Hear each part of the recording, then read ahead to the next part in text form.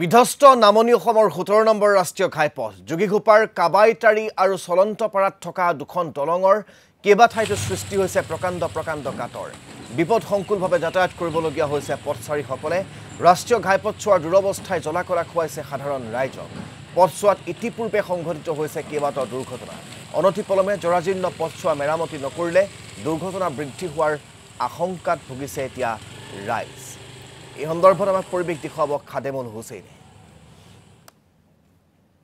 নিশ্চিতভাৱে মুখলধাৰ বৰষুণ হোৱা হেতুকে দেখিবলৈ পোৱা গৈছিল ৰাষ্ট্ৰীয় ঘাইপথ যিবোৰ আছে সেই ঘাইপথবোৰৰ তথ্যবচ অৱস্থাত দেখিবলৈ পোৱা গৈছে আৰু এই মুহূৰ্তত মই উপস্থিত আছো বঙাইগাঁও জিলাৰ যোগীঘোপাৰ 17 নং ৰাষ্ট্ৰীয় ঘাইপথ আৰু 17 নং ৰাষ্ট্ৰীয় ঘাইপথৰ চলন্তপাৰাত মই এই মুহূৰ্তত উপস্থিত আছো মোৰ সতীৰ্থ সহযোগে দৃশ্যাংশ দেখুৱাব এই মুহূৰ্তত যিটো ৰাষ্ট্ৰীয় ঘাইপথ সেই ঘাইপথত প্ৰকাণ্ড এই ধৰণে গাঁতৰ সৃষ্টি হৈছে আৰু এই গাঁতবোৰে বিশেষকৈ ক'বলৈ পুখুৰী সদৃশ্য এক পৰিৱেশৰ সৃষ্টি হৈছে যেহেতু ইয়াত যিবোৰ গাঁত আছে সেই গাঁতবোৰৰ কিন্তু দৈৰ্ঘ্যটো যথেষ্ট পৰিমাণৰ হৈছে যাৰ কাৰণে সঘনাই ইয়াত দুৰ্ঘটনা সংঘটিত হৈ আহিছে আৰু এই মুহূৰ্তত এটা কথা উল্লেখ কৰিব লাগিব 2 বছৰ পূৰ্বে দেখিবলৈ পোৱা গৈছিল যে মুখ্যমন্ত্ৰী ডক্টৰ হিমন্ত বিশ্ব শৰ্মা ৰাষ্ট্ৰীয় ঘাইপথৰ ক্ষেত্ৰত যথেষ্ট গুৰুত্বপূৰ্ণ ভূমিকা লৈছিল বা জিলা আয়ুক্তসকলৰ কঠোৰ নিৰ্দেশনা প্ৰেৰণ কৰিছিল এই ক্ষেত্ৰত দেখিবলৈ পোৱা গৈছে যে বঙাইগাঁও জিলাৰ আয়ুক্ত নৱদীপ পাঠক যথেষ্ট কঠোৰ এই ক্ষেত্ৰত কিন্তু কৰবাত যেন জিলা আয়ুক্তগৰাকীক ৰাষ্ট্ৰীয় ঘাইপথ প্ৰাধিকৰণে অন্য এক দৃষ্টিৰে চাইছে বা জিলা আয়ুক্তগৰাকীৰ কঠোৰ নিৰ্দেশনা যেন পালন নকৰাৰ এক অভিযোগ উত্থাপন হৈছে আৰু এই মুহূৰ্তত মোৰ সৈতে ইয়াৰ স্থানীয় ৰাইজ আছে মই আপোনাৰ পৰা জানিব বিচাৰিছো যে এজাক বৰষুণ অহাৰ লগে লগে এই ৰাষ্ট্ৰীয় ঘাইপথটো এই ধৰণে পুখুৰী সদৃশ্য গাঁতৰ সৃষ্টি হয় আৰু ক'ব লাগিব বঙাইগাঁও জিলাৰ একমাত্ৰ এইটো এটা পথ যিটো বহিৰ ৰাজ্যৰ লগত যোগাযোগ কৰা এটা পথ আৰু এই পথটো এই অৱস্থা কি ক'ব নিশ্চিতভাৱে এই 17 নং ৰাষ্ট্ৰীয় ঘাইপথ কেইবাখনো জিলাৰ লগত জড়িত আৰু যিহেতু আমি বিগত দিনৰ আগত কেইবাবাৰ দাবী উত্থাপন কৰিছে ৰাস্তাখন সম্পূৰ্ণভাৱে ভালদৰে মেৰামতি কৰিব লাগে তেওঁলোকে কোনো গুৰুত্ব দিয়া নাই বিশেষকৈ যোৱাকালি আৰু পৰহি 3বাৰ কৈ দিছে আমাৰ বঙাইগাঁও জিলাৰ ডিচি মহোদয়ে